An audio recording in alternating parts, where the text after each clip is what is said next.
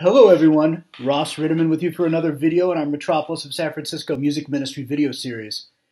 We've celebrated the leave-taking of the Dormition of the Theotokos this past Sunday, and even as we begin to leave the month of August, the church calendar still includes many remarkable saints such as Saints Natalie and Adrian, Saint Fenurios, and Saint John the Baptist in the commemoration of his beheading on the 29th. Through these days, and actually until the 21st of September, we are now appointed to chant the Katevasias for the Feast of the Elevation of the Cross, celebrated on September 14th. These Katevasias have actually been appointed off and on from the beginning of August. In fact, August 1st is the day that we commemorate the relic of the true cross being processed through Constantinople, and so these are chanted on that day.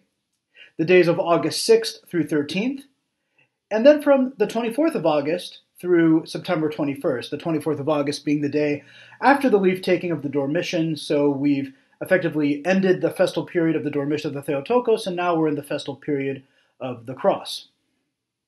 Now, the Katevasias come from, of course, the canon for the Exaltation or Elevation of the Holy Cross, and it was written by one of the preeminent hymnographers of our tradition, that is St. Cosmas. And St. Cosmas set as the acrostic for the canon of the Elevation of the Cross, Stavro pepithos ymnon exerevgome, which roughly translates to, trusting in the cross, I pour forth a hymn. So, if you were to line up the first letters of all the troparia of this canon, that is what it would spell. As we've shared before, Katevasias are actually the irmi of canons, that is, they provide the model for each ode of a canon whose melody is used for all the other troparia that correspond to that ode. And as we remember, the canon has 9 odes. Each has a particular theme, which come from the liturgical psalter that we use. And let's just remember that the second ode is not used except during the Lenten period. So the same is true here, although the Katevasias of the Cross have the added feature that there are 2 irmi for the 9th ode, which both are chanted on the feast day itself, along with their corresponding troparia. So just to again remind you of how this works, and in the context of this canon, we'll have our irmos, which in English would begin with across did Moses inscribe, and then troparion 1 of old did Moses foreshow, once Moses placed on a pole. Those have the same melody as that irmos, and then if we were doing the entire canon in the traditional order, we would repeat the irmos as a Katavasia. Since typically in our parishes we do not chant all of the canon, we will just be chanting Katevasias in order. Canons are irmologic and will be in the brief style, so we can expect 1 or 2 notes per syllable. And we should also remember that, strictly speaking, those Katevasias are in the slow irmologic style, but we'll be using the brief style, and so we would only use really a slow setting once we reach the 9th ode during liturgy that replaced Axionistin. Now, the mode of these Katevasias is the plagal of the 4th mode. But we need to say more than just that, because if we remember, the plagal of the 4th mode actually has 2 different forms, and both are present in these Katevasias. Recall that plagal 4th mode, which uses the diatonic scale, can have bass note ni, as we see here, or bass note ga. Most of the odes of this canon use the former, which we call the natural diatonic scale, based on the note ni, or approximately the note si, using a major scale in Western music, and using the octave system. So what we see here is a scale going from the note ni to the note ni, and that octave would repeat. Now, 2 of the odes, the 1st and the 4th, transpose the note ni onto the note ga, as we see in our diagram here. So we remember that these symbols up here are called phtoras, and so this is the phtora for ni in the diatonic scale, and so what we've done here is we've taken the note ni and we've transposed it onto ga, and that means that the symbol for ni in diatonic now goes under the ga, and then these all get transposed underneath. So that, as you can notice, these actually have, we actually see this sort of the symbol for pa goes under the symbol for vu goes under ke, the symbol for ga goes under zo. So that's how we transpose this tetrachord onto this scale starting on the note Ga. And as we've explained before, modes are more than just their scales, and so actually it's how the melodies behave. And so it's not as if we just simply take the melody and move it up a fourth, but there's a different melodic character that we see in plagal fourth melodies that are based on Ga. So, really what the net effect of this transposition is to make Zo the equivalent of Ga, and its position will be fixed, and now Ke is the equivalent of Vu, so it'll be slightly lowered, like we have Vu in the diatonic scale, slightly flat, not half flat, but a third flat. So we've seen this transposition of Ni to Ga before, in fact, and we've also seen it in a canon. And if you're remembering that this was in the canon of the Paraklesis, which we just chanted in the first 15 or so days of August, you would be correct. In fact, if we look to the fourth ode of the canon of the Cross, let us fast forward real quick, we actually use this same irmos in the fourth ode of the small Paraklesis. So hopefully this one would be familiar to you because you chanted it a bunch of times back in August. So noting that this shift of bass is taking place, it's important to make sure that when we begin the third ode, we shift our bass back to Ni, and then when we begin the fourth ode, we start on Ga, noting again that this is Ni on the pitch level of Ga, and then back to Ni to begin the fifth ode, and then the rest of the odes are actually all still based on Ni. So at least that makes it easier to finish out the chanting of the Katevasias. Now, before we begin, let's point out a few modulations in our scores. And our scores, by the way, for these Katevasias were composed by Chadi Karam, who makes this and other works of his available on the Antiochian Archdiocese website. In the fifth ode, on the phrase, King and Lord of all, we have what's called the zygos. And the zygos belongs to what are called the kroa, or the shadings in Byzantine music. It is placed on the note the, and it has the effect of making ga and pa both sharp. So you can see this is sort of that same plagal fourth scale that we saw just a slide ago. And now this is what the zygos does to it. So instead of Liga Vupani, it's Linga Vupani. And you can hear how V to Ga is a very close interval, and then Vu to Pa is also a very close interval. In the seventh ode, we have a series of hard chromatic sections on the lines most insensate decree, as we see here, breathing forth with threats, and wild and bestial nor by roaring fire. And here we notice that this is, in fact, some text painting to highlight the negative sentiments that are expressed in the seventh ode here of this poem, this canon. And for reference, we have our plagal second mode scale, because that's effectively kind of what this hard chromatic Torah does here. And so you can see that really what's happening on, so for instance, most insensate, we're actually now in this scale, and we go Viga, Vuga, the most insensate decree, Viga, Viga, Vuga, the Viga, Viga, Vuga, the, and so on, and that motif repeats a few times here in the seventh ode. Finally, we'll chant the ninth ode with all of its strapadia, as if we were chanting this on the feast of the elevation of the cross itself. All right, we'll give the epikima for plagal of the fourth mode with the transposition onto Ga, and we'll begin.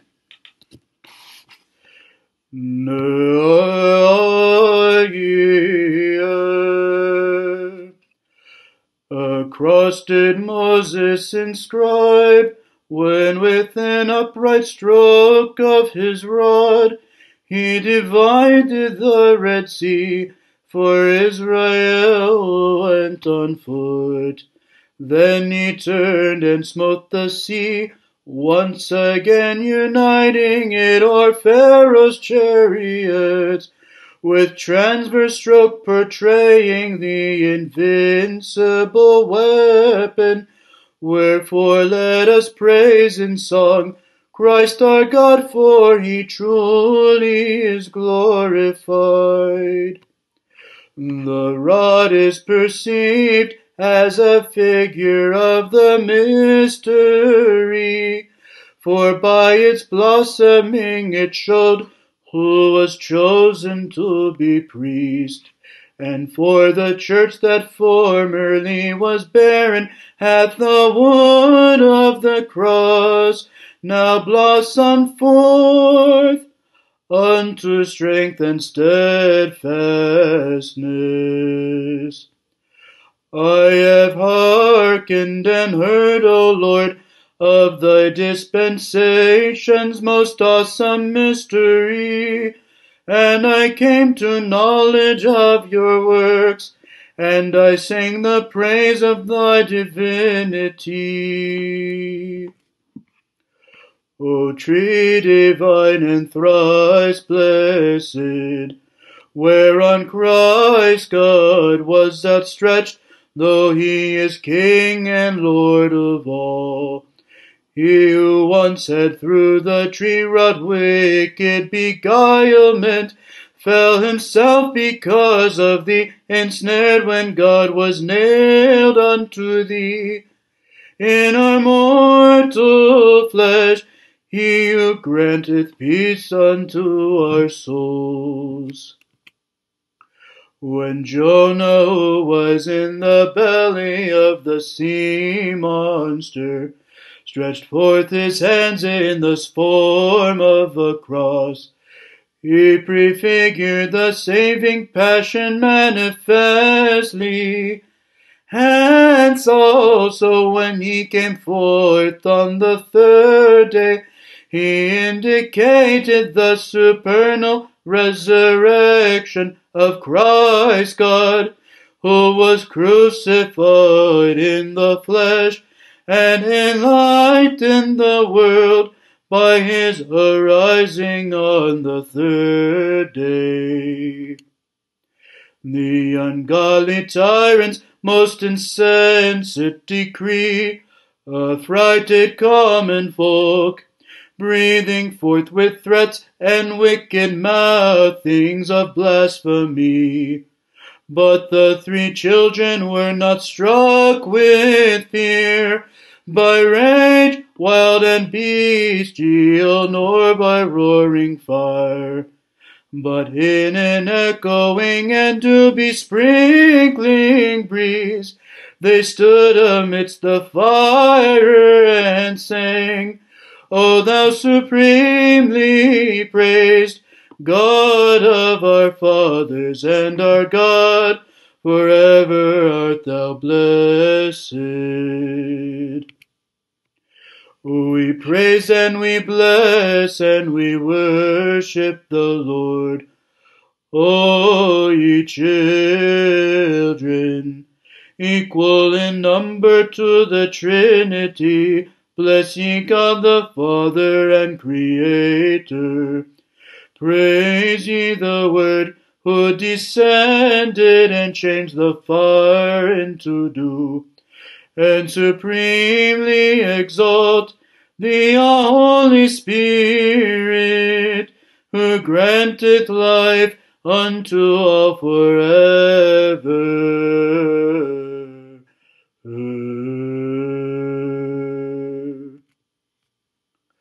Magnify, O my soul, the most venerable cross of the Lord.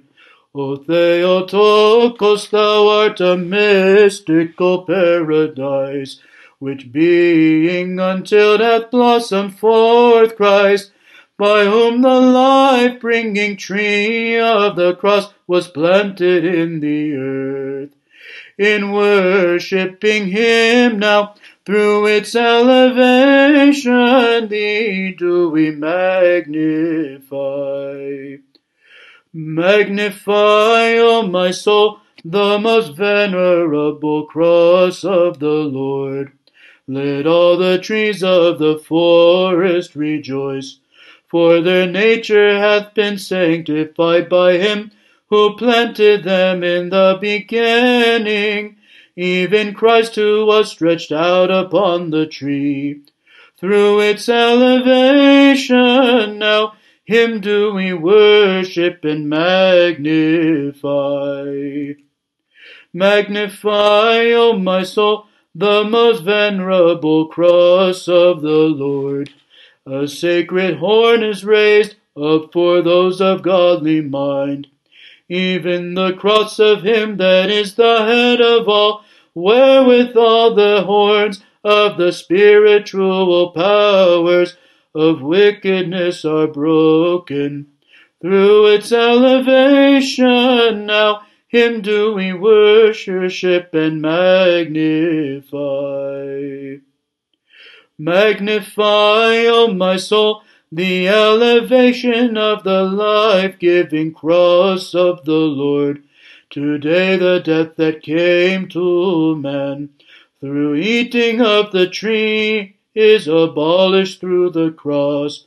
For the curse of our first mother Eve that fell on all mankind is destroyed by the fruit of the pure Mother of God, whom all the powers of heaven magnify.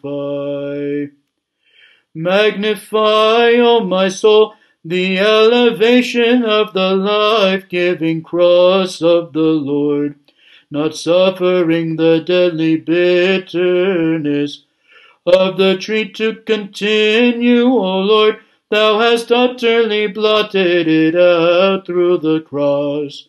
Wherefore would also once destroy the bitterness of the waters of Mara, prefiguring the working of the cross, the which all the powers of heaven magnify.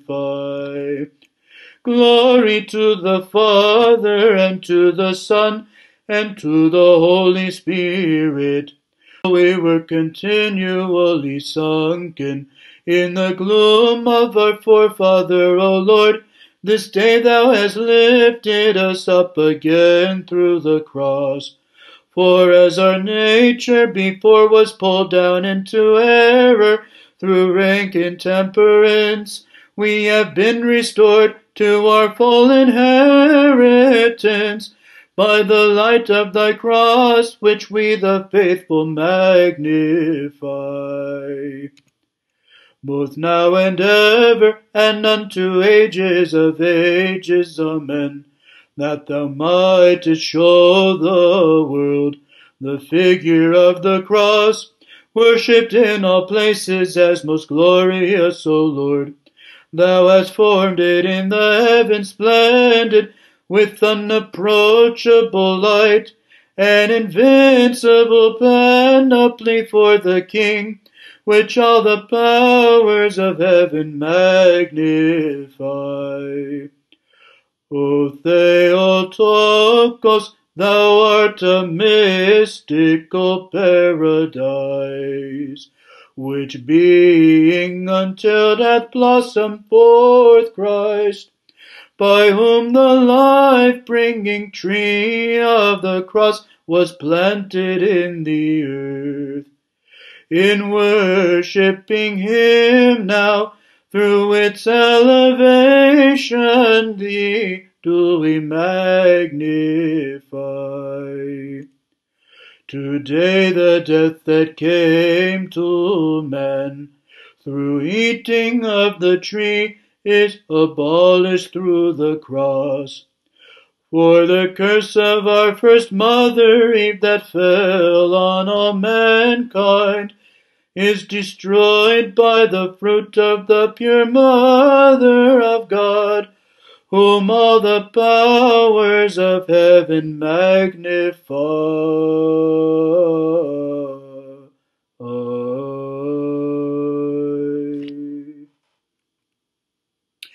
And during the liturgy on September 14th, that Irmos of the ninth ode would be chanted in place of Actionistine, and typically using a longer setting, in particular the Irmos of the first canon. All right, thank you again for continuing to join us. Remember to like this and our other videos and subscribe to our channel. And we'll see you next time. Thank you once again.